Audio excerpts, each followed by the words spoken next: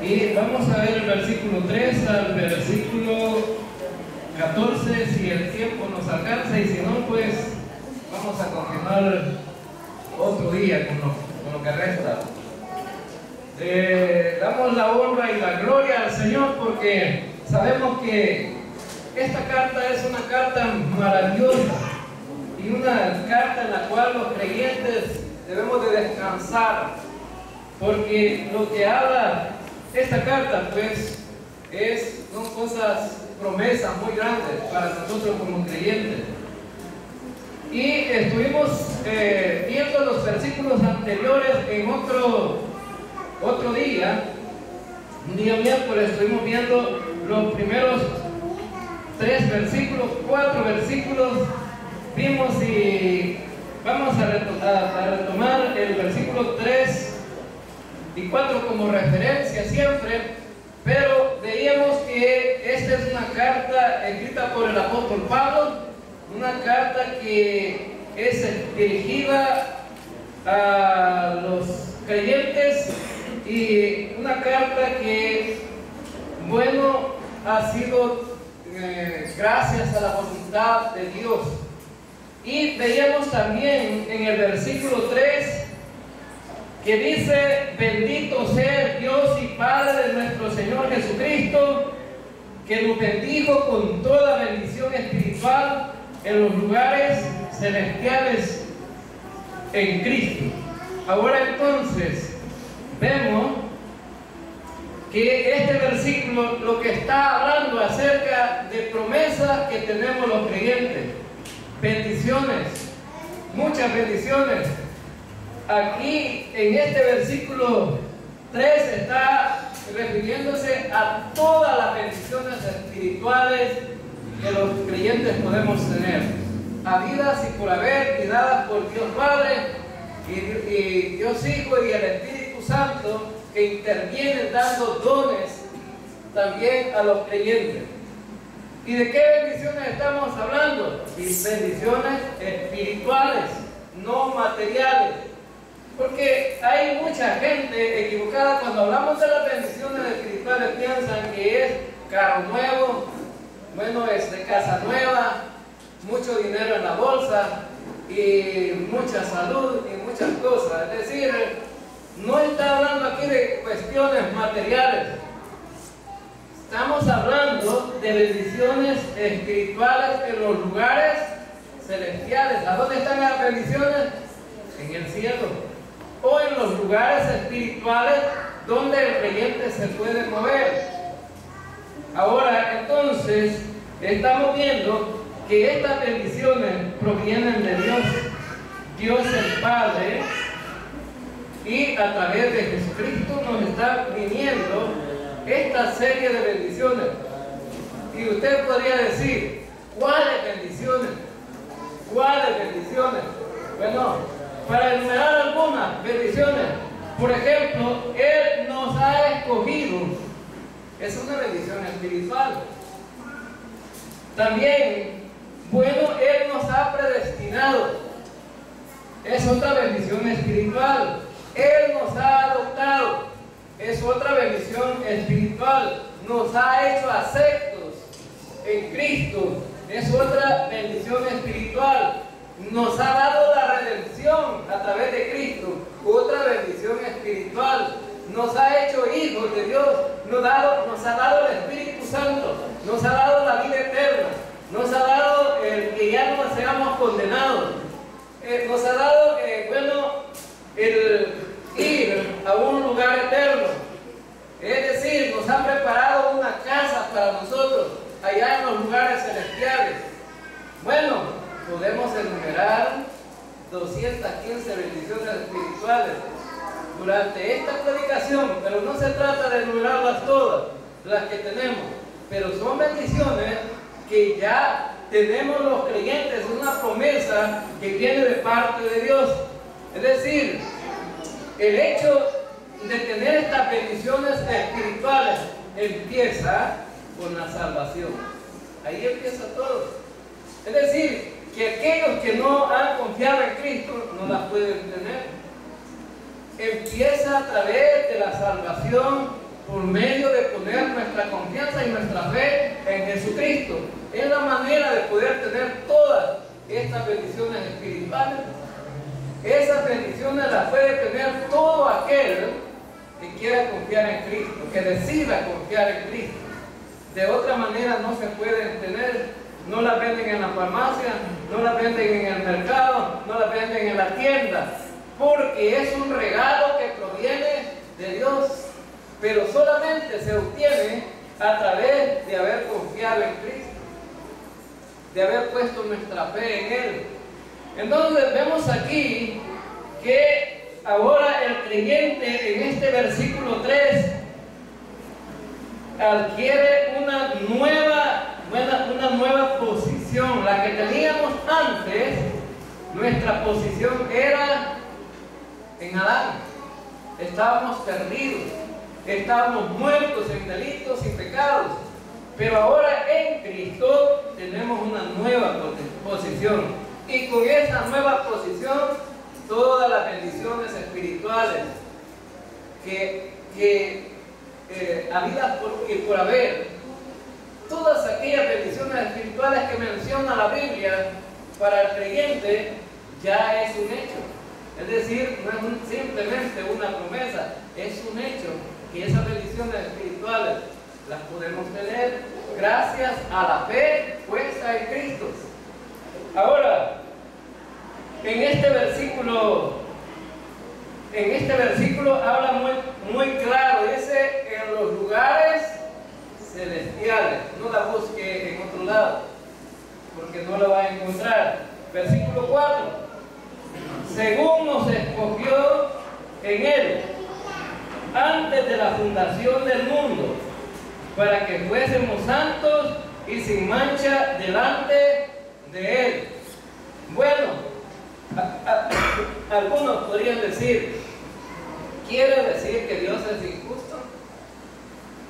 ¿Que a algunos los escoge y a otros no?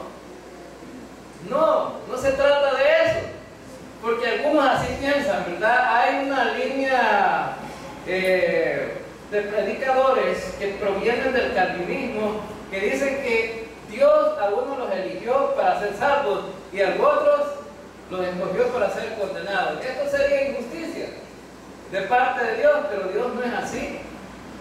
Entonces, ¿cómo es que funciona esto? Bueno, antes de que nos escogió, el Señor nos conoció. Es decir, antes de que nosotros fuéramos escogidos, el Señor nos conoció. Y en ese conocimiento de Dios, Dios sabía quién iba a responder al Evangelio. Porque Dios lo sabe todo. Pero el hecho de escoger y predestinar, porque en el versículo 5 dice, habiéndonos predestinados para ser adoptados hijos suyos, por medio de Jesucristo, según el puro afecto de su voluntad. Ahora bien, el hecho de habernos escogido y predestinado no significa que Dios no tomó en cuenta toda la raza humana. No significa eso. Y vamos a ver que en este pasaje la predestinación no está hablando acerca de la salvación, sino vamos a ver que la predestinación está hablando de otra cosa aquí. Es decir, la predestinación aquí es para creyentes, no para gente que no es creyente. Es decir, la predestinación está hablando de bendiciones que el creyente puede tener, no aquel que no es creyente. Ahora, y Dios ha decidido llamar a todas las personas a través de una sola cosa, el Evangelio. Y el Evangelio es precisamente el mensaje que salva. No hay otra cosa que pueda salvar. Solamente el Evangelio de Cristo puede salvar. Ahora, ¿por cuántos murió el Señor? ¿Por algunos o por todos? Porque la Biblia dice que aquí dice que nos escogió y nos predestinó, pero esto no significa que esté hablando de nuestra salvación. Pero el Señor, cuando puso su plan para la salvación, Él decidió que toda la raza humana fuera salva, pero no va a ser salva por las decisiones nuestras, porque tenemos también nuestra responsabilidad de decidir qué es lo que queremos. Por eso a Dios no nos ve a nosotros como un robot, ¿no? Nos ve con pensamiento, con voluntad, con el derecho a decidir también. Entonces, Dios no te va a tomar a la fuerza, sino que va a esperar que tú decidas. ¿Y sabe qué? Dice Isaías 53. Me gustaría que leyéramos ese pasaje.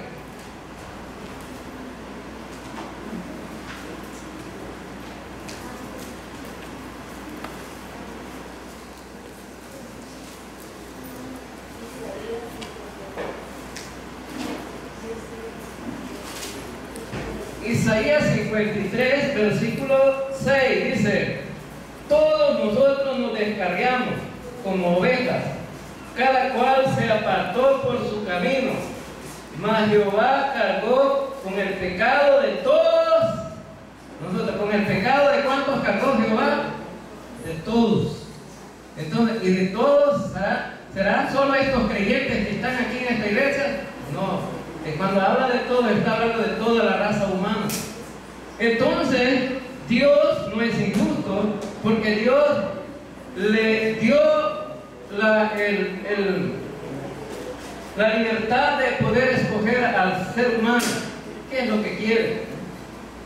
A nadie se le puede obligar a ser salvo, ni a nadie se le puede obligar a que tome decisiones a la fuerza.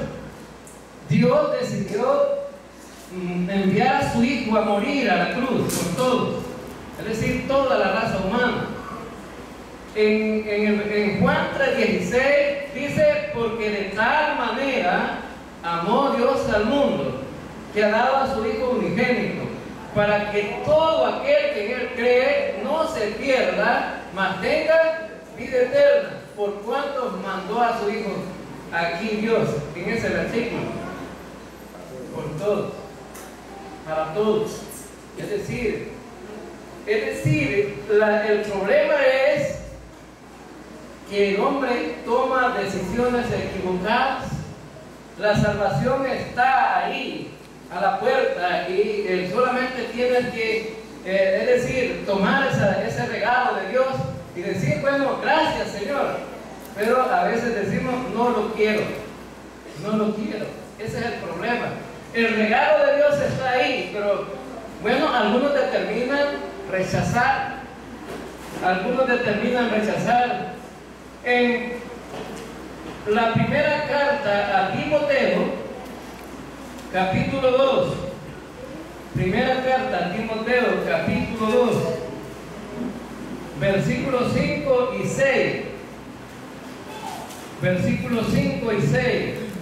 Porque hay un solo Dios y un solo mediador entre Dios y los hombres, Jesucristo hombre, el cual se dio a sí mismo el rescate por todos, de los cuales se dio testimonio a su debido tiempo. ¿A cuántos rescató el Señor? El rescate del Señor, ¿para cuántos era? Para todos. Era para todos. Pero el problema es si todos quieren decidir por Cristo. En el capítulo, también veamos ahí el capítulo 4, versículo 10. Capítulo 4, versículo 10 de la misma carta. Dice: porque por esto mismo trabajamos y sufrimos oprobio, porque esperamos en el Dios viviente, que es el Salvador de todos los hombres, mayormente de los que creen. Ahora entonces, Él es el Salvador de todos los hombres. Ahora, hermanos, el problema es cuál es la decisión que cada quien toma. Ahora entonces, el Señor nos escogió Y él sabía que nosotros íbamos a responder al Evangelio, y al responder en el Evangelio, él decidió que todas las bendiciones espirituales las tuviéramos en los lugares celestiales en Cristo Jesús. Ahora, fíjense bien que la palabra predestinó significa poner un límite. Eso significa decir que el hecho de haber sido predestinado, Dios nos puso un límite o nos señaló para que nosotros tuviéramos el ¿qué? Todas las bendiciones espirituales. Entonces, vemos que aquí prácticamente la predestinación está hablando acerca de esas bendiciones espirituales. Es decir, hasta ahí el Señor nos ha señalado y nos ha marcado para que nosotros podamos tener esas bendiciones espirituales en Cristo Jesús. Ahora, por eso es que en este versículo 5 dice que en amor, habiéndonos predestinado para ser adoptados hijos. Y aquí tiene que ver la predestinación para llegar a ser hijos de Dios. Ahora entonces, otro problema que encontramos hoy en este tiempo es cómo llegamos a ser hijos de Dios. ¿Cómo llegamos a ser hijos de Dios? Ahora, entonces, el problema es las diferentes interpretaciones que la gente hace para llegar a ser hijos de Dios. Y solamente hay una forma para llegar a ser hijos de Dios. Ahora, en Juan capítulo 1, versículo 11 dice: a los suyos vino y los suyos no le recibieron. ¿Se constituyeron hijos de Dios estos? No. Pero el versículo 12 dice: mas a todos los que le recibieron, a los que creen en su nombre, les dio potestad de ser hechos hijos de Dios. Bueno, ¿quién es un hijo de Dios entonces? A todos los que le recibieron, les dio potestad de ser hechos hijos de Dios. Ahora, ¿cómo nos adopta como hijos? Bueno, es a través de Cristo. Dios ahora es nuestro Padre y Cristo es el medio de nuestra adopción. Ahora fíjense bien que dice aquí en el versículo 5, por medio de Jesucristo. Por medio de Jesucristo es que nosotros somos adoptados y somos hechos hijos de Dios. Ahora entonces, no hay otra manera entonces de poder ser hecho hijo de Dios de otra manera. Ahora hay algunos que creen que por ir a la iglesia se hacen hijos de Dios. Hace poco hubo una conferencia en San Salvador, en una iglesia donde el guardatemplo había estado durante 30 años sirviendo en esa iglesia, limpiando el templo. 30 años tenía de ser guardatemplo. Y resulta que él no sabía ni siquiera qué era el Evangelio. Ahora, cuando le preguntaron, ¿sabe usted qué es el Evangelio o cómo ser salvo? Sí, dijo él, sé cómo ser salvo. ¿Y cómo es ser salvo? Bueno, por estar en la iglesia todos los días. Hermano, por estar aquí, ¿se puede salvar la gente? No se salva. No se salva así la gente por estar todos los días aquí. Hermano, ¿puede alguien no estar aquí en la reunión y ser salvo en su casa? Claro que sí. Es que no se trata del lugar, no se trata del templo, sino se trata de el confiar en Cristo. Ahora entonces, este hombre dijo: tengo 30 años de estar en esta iglesia. Y le dice al hermano que le predicó el Evangelio: la única manera de ser salvo es porque Cristo murió por sus pecados y fue sepultado y resucitó al tercer día, conforme a las Escrituras. Y si usted cree eso, entonces es salvo. Bueno, dijo el hermano, ¿verdad? El hermano que tenía 30 años de estar ahí. ¿Y mis 30 años de ejercicio a dónde quedan? ¿Por qué creía que él se iba a salvar? Por los años de servicio que llevaba en esa iglesia. No, nadie se salva por servir al Señor. Nadie se salva por servir. Dios va a recompensar el servicio y el trabajo de la gente, de los hermanos en Cristo que son dedicados a prestar servicio. Lo va a recompensar, pero no se va a salvar por eso. La Biblia es muy clara y dice que somos adoptados por medio de Cristo. ¿Y cómo es que por medio de Cristo? Por confiar en Él. Somos hechos hijos de Dios. Y esta adopción nos da la garantía de tener todas las bendiciones espirituales por confiar en Él y por tener nuestra posición en Cristo. Es decir, esa posición de estar en Cristo nos da la garantía de tener todas las bendiciones espirituales. Por eso es que dice aquí, por medio de Jesucristo, según el puro afecto de su voluntad. Es decir, que esta es la voluntad de Dios. Es decir, no es el esfuerzo del hombre. El hombre intenta llegar a Dios a través de esfuerzos personales, pero nunca va a llegar así de esa manera. ¿Recuerdan ustedes la gente en la Torre de Babel? ¿Qué era lo que querían hacer? Llegar hasta el cielo a través de un edificio. Pero no se puede llegar así. Dios los detuvo y les dijo, no es eso lo que quiero. La religión intenta llevar a la gente a través de esfuerzo humano, esfuerzo personal, para llevarnos a Dios, pero no es esa la manera que Dios quiere. Fíjense que la intervención de Dios aquí es lo central de todo. No es la intervención del hombre. El hombre solamente su responsabilidad es una cosa.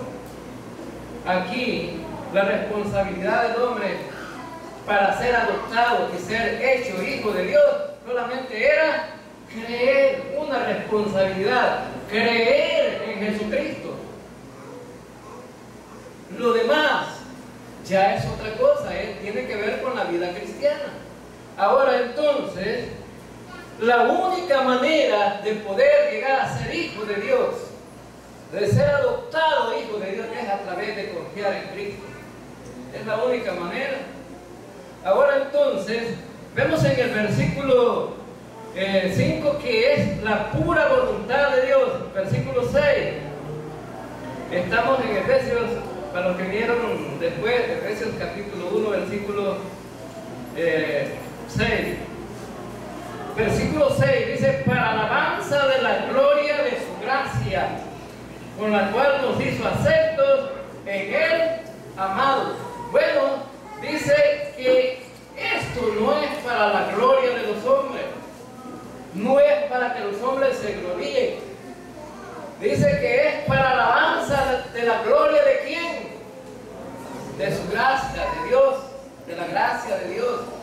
Ahora, la palabra gracia es el medio también por lo cual nos hizo aceptos. Fuimos aceptados por Dios. Es decir, es el medio por el cual hemos llegado a Dios y hemos sido aceptados. Fíjense bien que uno puede llegar a estar enfrente de alguien y pedirle ser aceptado, pero el hombre que está enfrente toma la decisión y dice sí o no. ¿Eres aceptado o no eres aceptado? Pero aquí dice que es a través de la gracia de Dios que somos aceptados. Ahora, ¿qué significa la palabra gracia? Significa que es el regalo de Dios inmerecido para los hombres. La palabra gracia significa un don inmerecido sin pago ni obligación. Es decir, que el que va a recibir esa salvación, el que va a ser aceptado delante de Dios, significa entonces que es por puro regalo de Dios. No podía decir usted, pero mire, yo me he desvelado en vigilia y yo creo que Dios me va a tomar en cuenta eso. No se lo toma en cuenta. Se lo va a tomar en cuenta como un siervo fiel que le sirvió al Señor, dándole la honra y gloria a Él. Y hasta ahí nada más.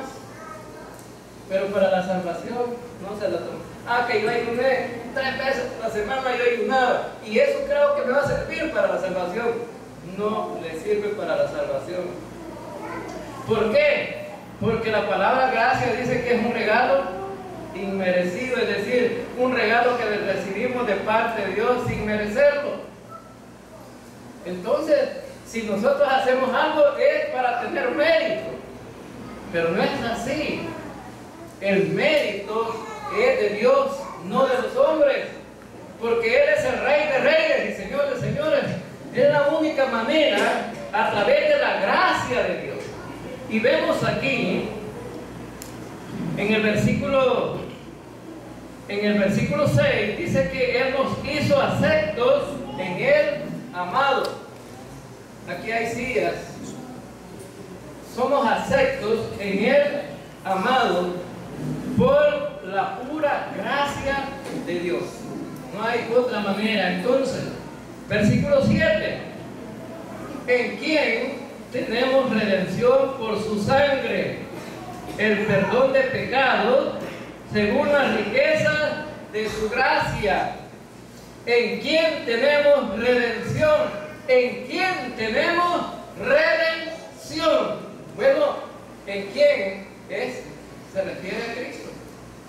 En Él es que tenemos la redención. ¿Y qué significa la palabra redención? La palabra redención significa haber pagado un precio, haber redimido a alguien a través de un precio. ¿Pero quién pagó el precio? Nadie lo pagó, simplemente lo pagó Cristo. Es decir, ningún ser humano pagó ese precio. No podíamos redimirnos nosotros. ¿Por qué? Porque nosotros no teníamos la condición para poder hacerlo. Estábamos nosotros sin poder pagar el precio. Ahora, ¿cuál era el precio? El precio era la sangre de Cristo. Ese era el precio. Ahora entonces, y si moría cualquiera de nosotros en la cruz derramando la sangre, ¿podía pagar el precio? No. ¿Por qué? Porque esa sangre tenía que ser derramada únicamente de alguien que era puro y sin mancha. Nadie de nosotros podía morir en esa cruz y pagar el precio porque éramos totalmente pecadores. Los pecadores estamos, bueno, dice la Biblia que estábamos muertos en nuestros delitos y pecados. Nadie de nosotros podía pagar el precio, solamente Jesucristo. Y eso es lo que dice en la primera carta a los Corintios, en el capítulo 6, versículo 20, el versículo 19 y 20, dice que Cristo pagó el precio. Él pagó el precio por nuestros pecados, porque nadie de nosotros lo podía pagar. Ahora, dice en Isaías 64, versículo 6, que todas las cosas buenas que un hombre puede hacer delante de Dios son como un trapo de inmundicia. Es decir, lo bueno que nosotros podemos hacer delante de Dios es como un trapo sucio. Ahora entonces, ¿y quién quiere tener un trapo sucio? Nadie. Entonces, esas cosas buenas que nosotros podemos hacer delante de Dios, una naranja y la redime a través de pagar el precio. Entonces, en los mercados antiguos, en el tiempo del apóstol Pablo, había mercados de esclavos. Entonces, ahí se vendía la gente. y alguien pagaba el precio por el esclavo y era redimido.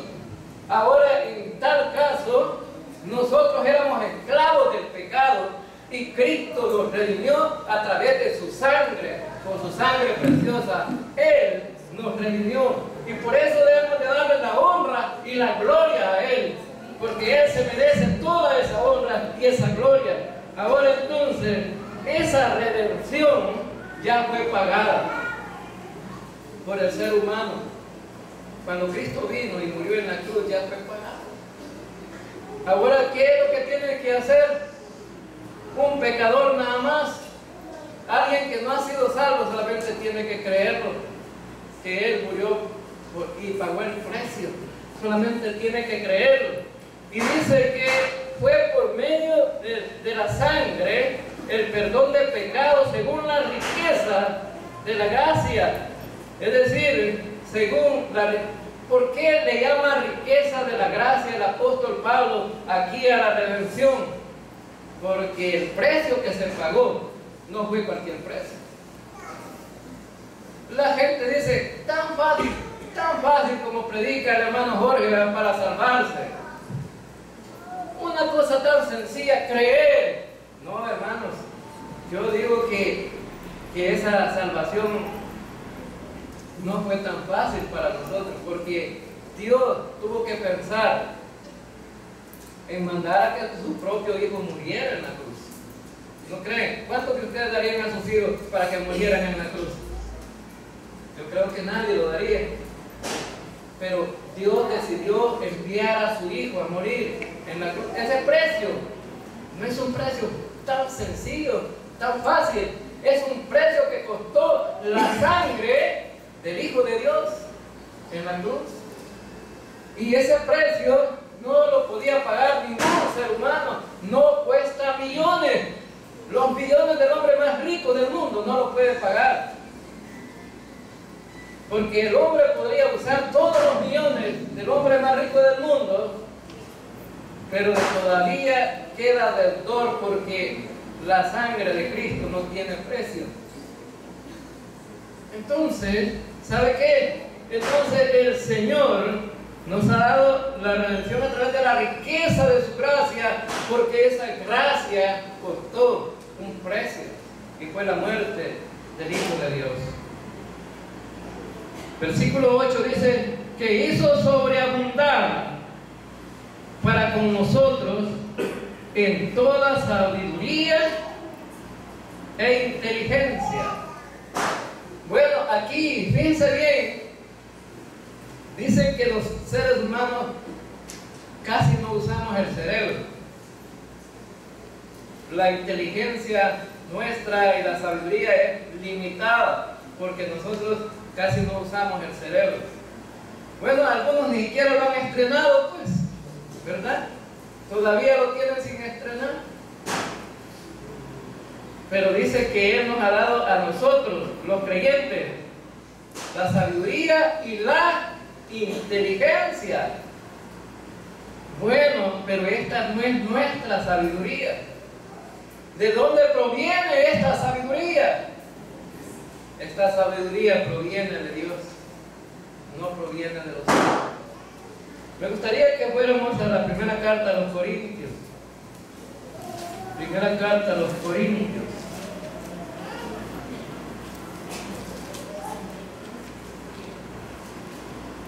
Y vamos al capítulo 2 de la primera carta a los Corintios. Versículo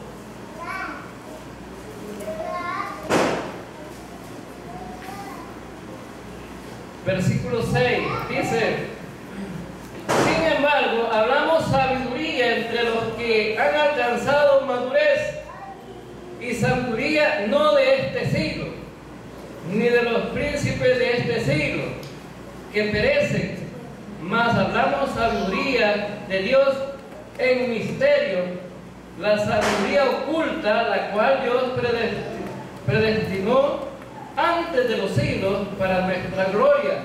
¿De dónde viene preparada esta sabiduría, esta inteligencia? Dios la predestinó para nosotros, los creyentes. la que ninguno de los príncipes de este siglo conoció, porque si la hubieran conocido, nunca habrían crucificado al Señor de gloria. Antes bien, como está escrito, cosa que ojo no vio, ni oído oyó, ni han subido en corazón de hombre, son las que Dios ha preparado para los que le aman. Pero Dios nos las reveló a nosotros por el Espíritu, porque el Espíritu todo lo escudriña, aún lo profundo de Dios. Porque ¿quién de los hombres sabe las cosas del hombre, sino el Espíritu del hombre que está en él? Así tampoco nadie conoció las cosas de Dios, sino el Espíritu de Dios. Ahora bien, ¿por qué decimos nosotros que Él nos dio aquí en este versículo la inteligencia? Hizo sobreabundar en nosotros la sabiduría, porque esa sabiduría proviene del Espíritu de Dios, para poder entender entonces las cosas de Dios. Por eso aquel que ha estudiado, a lo mejor para diferentes carreras en la universidad, pero a veces cuando lee la Biblia dice, no entiendo. Claro, y tiene razón. ¿Por qué? Porque esta palabra se entiende a través del Espíritu de Dios, no de otra manera. Y la sabiduría del hombre proviene de Dios. Dios nos ha dado esa sabiduría por medio del Espíritu Santo.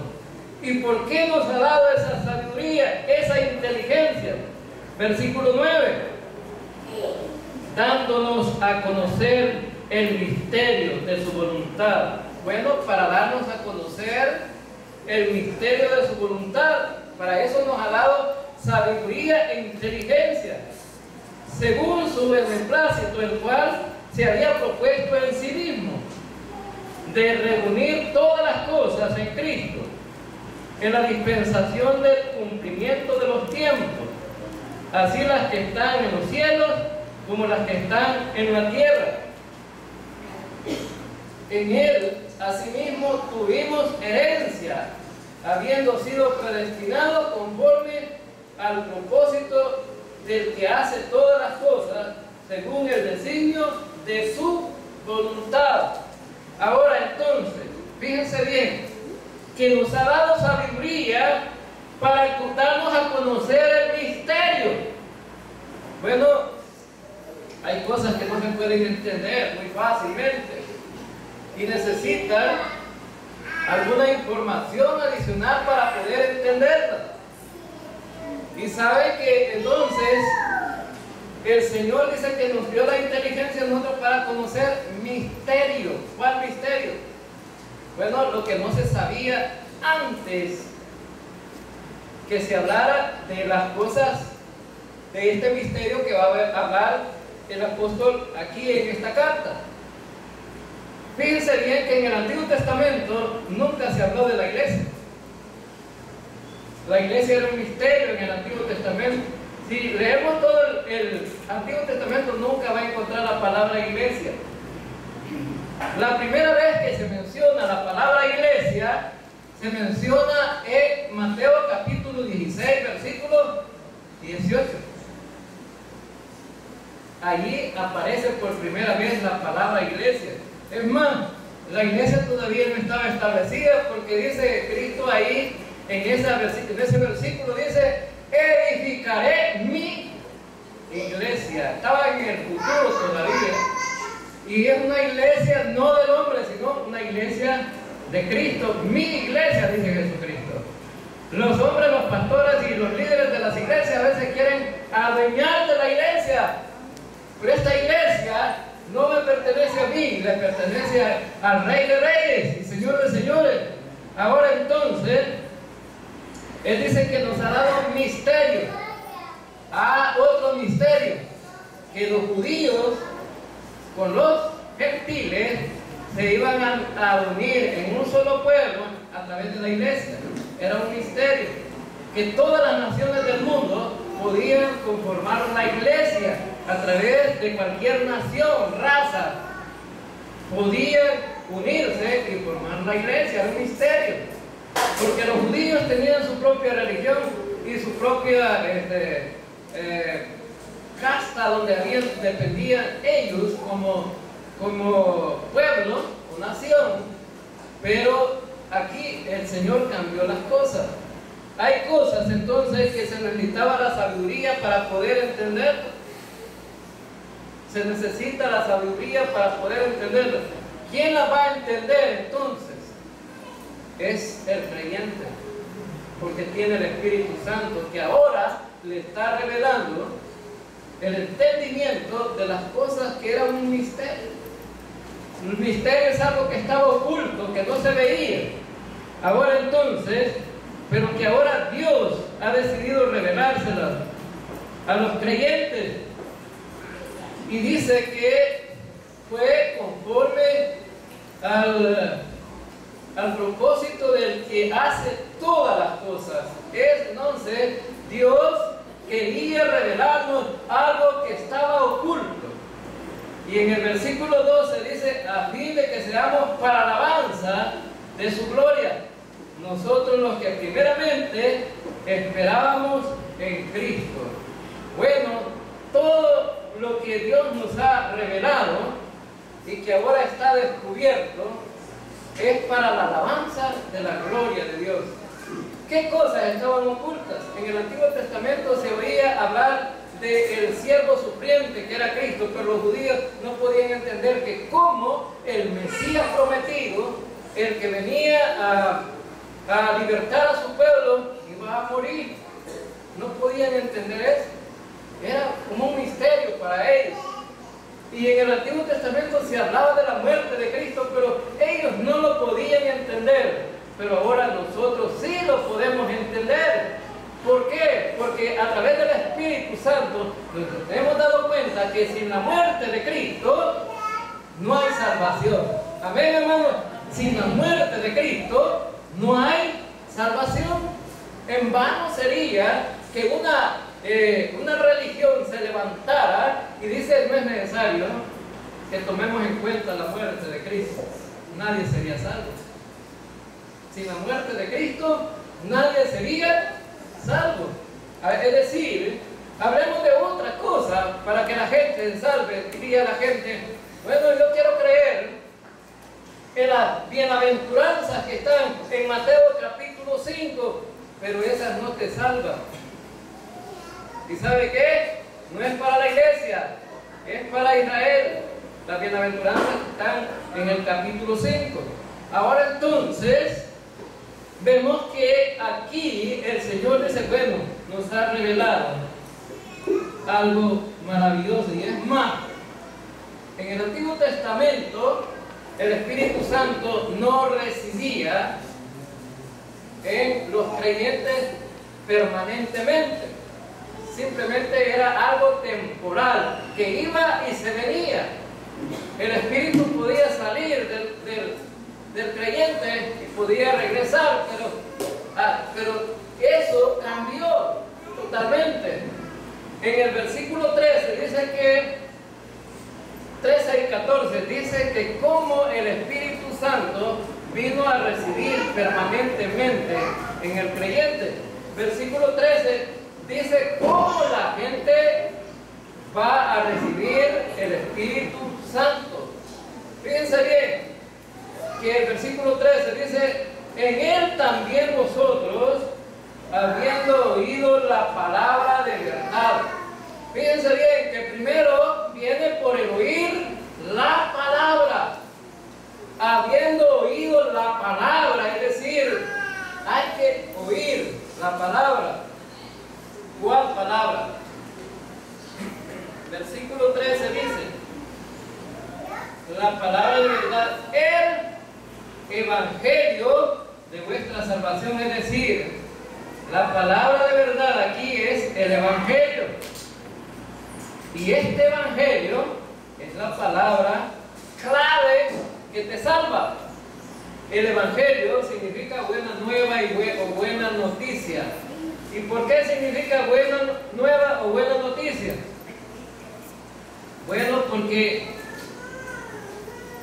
a lo mejor podría uno decir, que Cristo haya muerto no es una buena noticia, porque Él estaba muriendo en la cruz, estaba sufriendo ahí. Para Él no era una buena noticia, ¿verdad? Estar muriendo ahí. Para nosotros sí. Porque ¿saben qué? ¿Qué estaba haciendo Cristo ahí?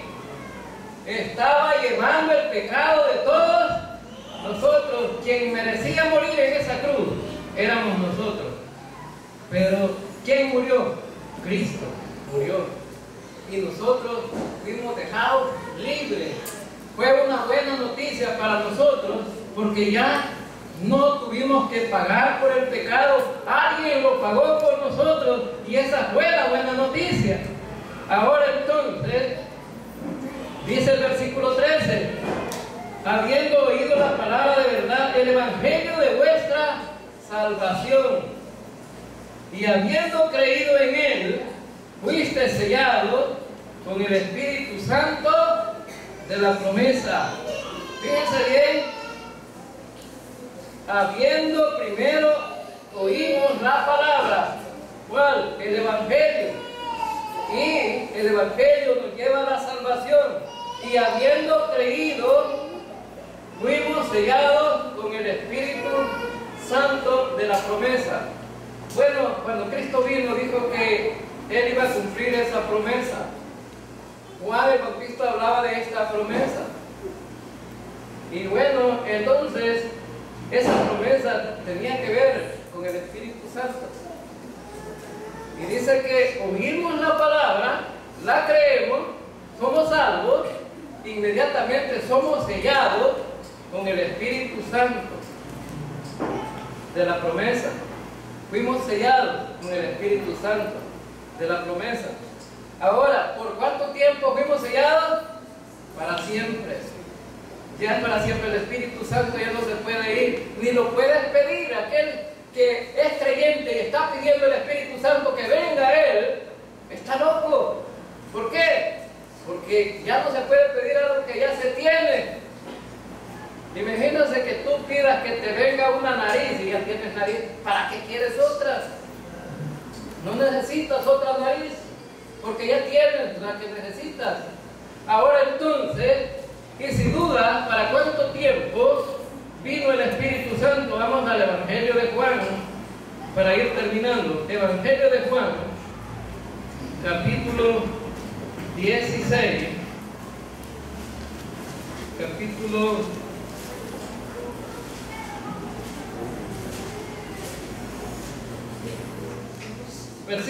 capítulo 14, versículos 16 y 17. Y yo rogaré al Padre, y os dará otro consolador, para que esté con vosotros para siempre.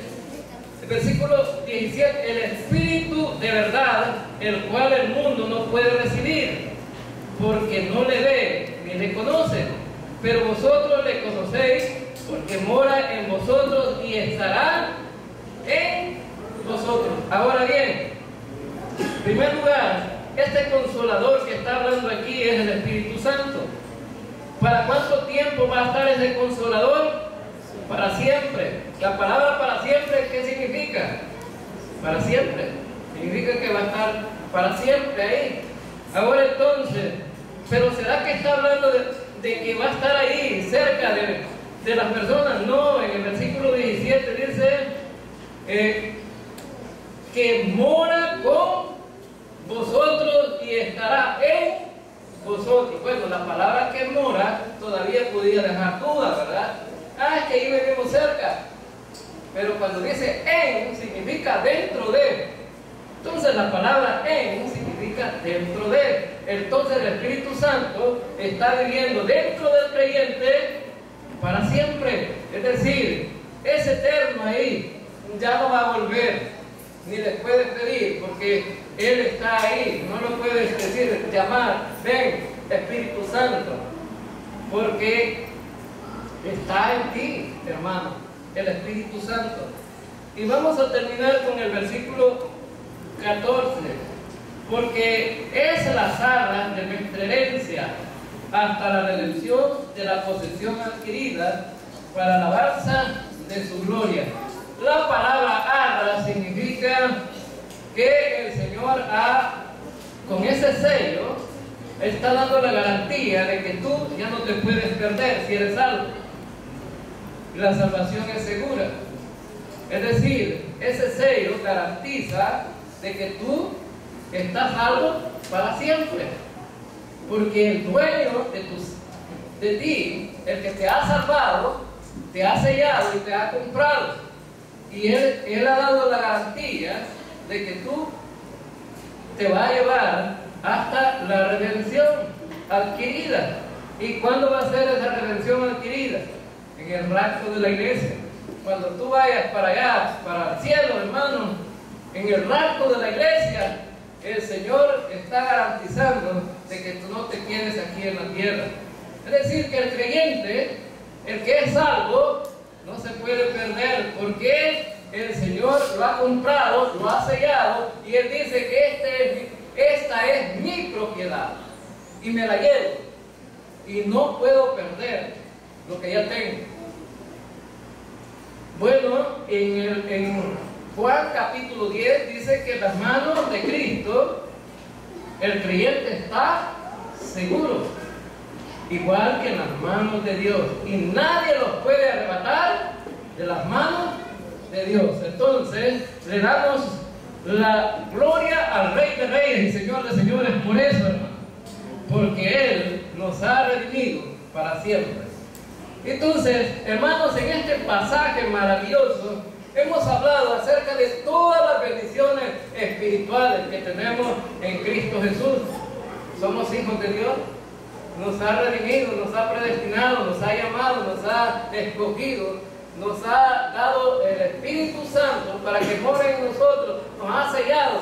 Todas esas bendiciones espirituales que tenemos en Cristo Jesús son más que seguras. Por lo tanto, en esta noche, al despedirnos de este año, podemos irnos con gozo para nuestra casa. Amén, hermano. Porque si viene el Señor hoy en la noche, ¿para dónde va usted? ¿Para dónde va usted? Para el cielo. No se queda aquí. No sé, un día, el domingo fue, ¿verdad? Estaba retumbando el volcán de San Miguel y a lo mejor muchos dicen viene el fin del mundo otra vez.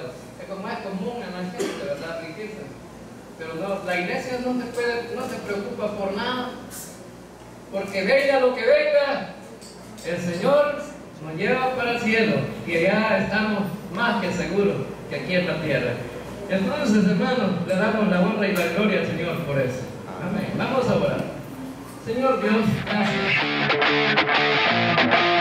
Dio su vida para darnos vida y los buenos siervos van y lo predican. Mientras tanto otros se aprovechan de todo el trabajo que ha costado vidas. Por dinero cantan, brincan, gritan, cuando hacen sus reinos se creen estrellitas. Valen más que nadie los provoque y que mejor me calle porque me pueden quemar. Se vende el Cristo que da la vida. Hacen a un lado la necesidad, se dan entre ellos falsas sonrisas, temen que el otro les vaya a ganar. Se vende el Cristo que da la vida, hacen a un lado la necesidad, se dan entre ellos falsas sonrisas, temen que el otro les vaya a ganar. Dio su vida para darnos vida sin vendernos nada. Gracias, Jesucristo.